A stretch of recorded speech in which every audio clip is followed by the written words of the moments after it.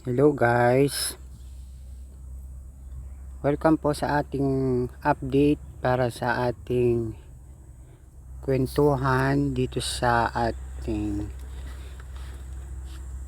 Facebook. Ayan po, medyo madilim kasi.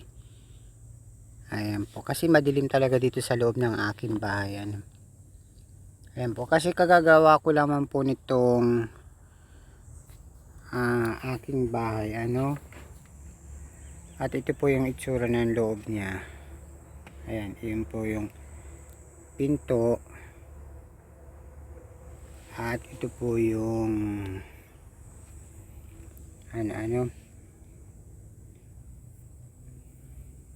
kasi guys, nahirapan akong magawa nitong bahay. Kasi parang feeling ko napakahirap gumawa. Kasi alam nyo naman dun sa bahay natin dyan ay pinapasok tayo ng ulan. Kasi napakataas nung bubong. Ayan, tapos may butas pa. Ayan, kaya nahihirapan ako sa sitwasyon ko. Ayan, buti na lang nakagawa tayo nitong maliit na bahay. Butit nakagawa tayo nitong maliit na bahay natin. Ayan. Guys, ilang araw ko ba itong natapos? Isang araw yata, tapos pangalawa nilagay ko na yung mga tabing, pangalawang araw.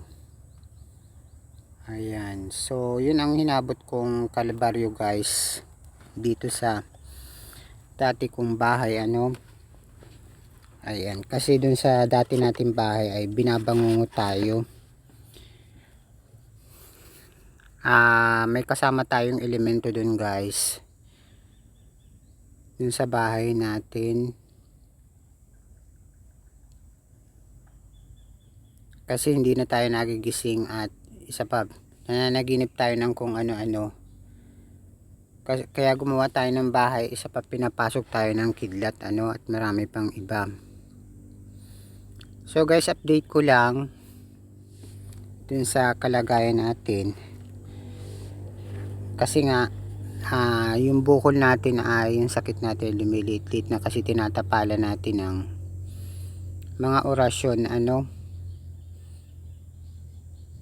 Kasi meron talaga akong sakit na spiritual. Siguro matagal na, hindi ko lamang alam matagal na nating iniinda. Ngayon lang siguro tumubo.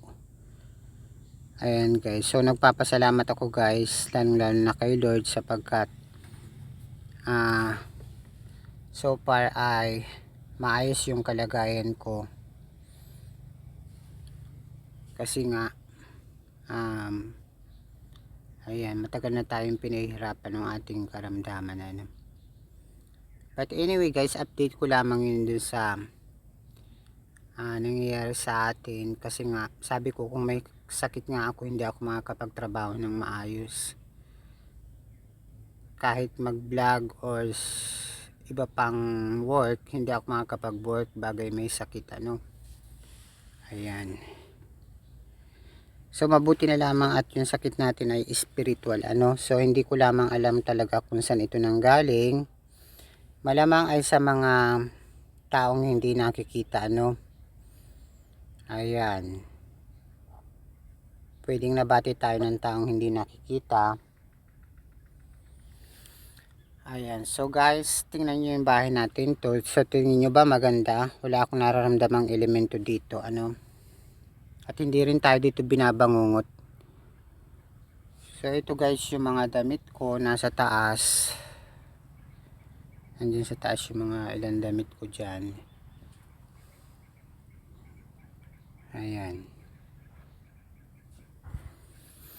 So far guys ay maayos naman yung sitwasyon natin. Pati yung kalusugan natin okay naman. So ako nga ay nakakapanggamot ng mga espiritual na pansarili ko lamang. Pati yung mga orasyon natin ay nadadala yung mga iba nating nararamdaman tulad ng sugat at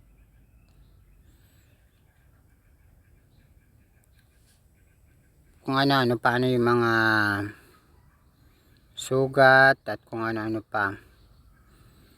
Ayan guys. So update ko lamang guys.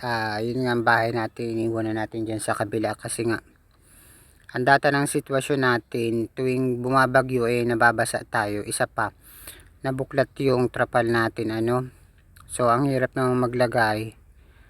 At agad ding nabubulok kasi nga bilad na bilad ang taas nung ano ng bubong at ang dali rin tayong pasukin ng kidlat. Tapos pag nagbabagyo nababasa tayo. At may nararamdaman din tayo dyan at marami tayong nakikita ano at nararamdaman. So guys, yun ang update ko. So ano ba ang pagkukwentuhan natin about paranormal? Ayan, so para sa paranormal naman ay yun nga, about update lamang dito sa ginagawa kong bahay. So nagpapasalamat ako kay Lord at natapos din. So ayan yung pinto natin. So maganda ang tulog ko dito guys. Hindi ako binabangot at hindi na rin ako sinasakyan paggabi ano ng engkanto at nagigising na ako ng maayos. Ayan guys. So depende ito sa pagkakapungsoy siguro ng bahay at sa pagkakalocation. Kasi yung isang bahay natin ay nabakante ano ng ilang buwan at laging may tao. Kaya siguro tinitirhan ng elemento at engkanto ano. Ayan. So hindi ko lamang alam kung anong elemento or espiritu yung nakatira dyan, basta't binabangungo tayo paggabi ano, nananaginip tayo ng kung ano-ano. Ayan, at hindi na rin tayo nagigising sa umaga. Ayan, so malamang may elemento or espiritu or masamang espiritu. Ayan guys.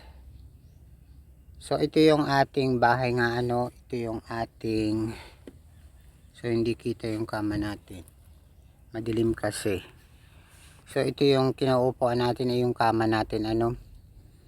Ayan guys, so about paranormal pa rin ano.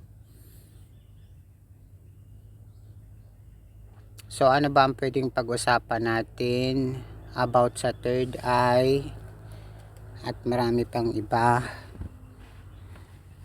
Ayan. So ano ba ang pag-uusapin natin about sa third eye?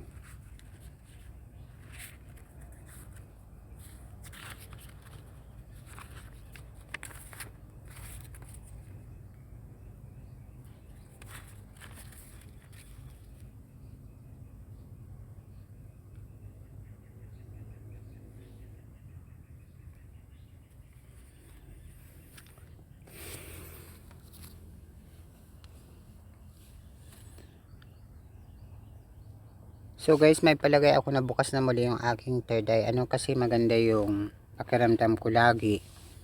So marami akong nababasa at mga nakikita. So may palagay ako na bukas na yung third eye natin ano. So may dasal nga pala tayo sa third eye ano, at meron din tayong orasyon sa iba't ibang mga sakit at karamdaman. Tulad ng sugat at iba pang mga karamdaman natin, pero pansarili lamang natin ano. Hindi tayo nang gagamot sa iba ano.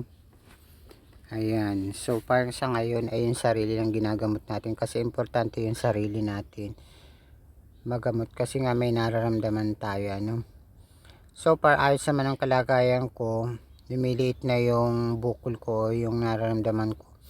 Kasi dito sa part na noo, yung bukol natin sa buong ulo no.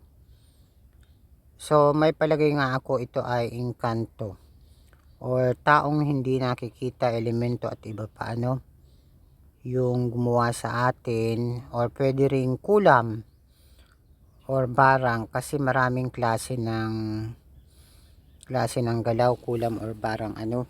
So depende ito, meron dun sa yung may mga ginagawa sa picture at meron namang lumalabas ay sa katawan nila yung mga barang ano tulad ng kahoy, bato at kung ano-ano pa ayon dun sa napanood natin. So guys, yan ang update ko ano, kasi ito yung tingnan niyo yung bahay natin. Ang itsura kong maganda ano, ayan yung pinto ko. So ito rin yung bubong ko. Ayan guys, so ayan yung bubong. ito yung bubong ko, ito yung kama ko, ano guys. So hanggang dito na lamang tayo, tumabot na tayo ng 10 minutes. Ayan guys, ito yung update natin para sa ating kwentuhan sa ngayon.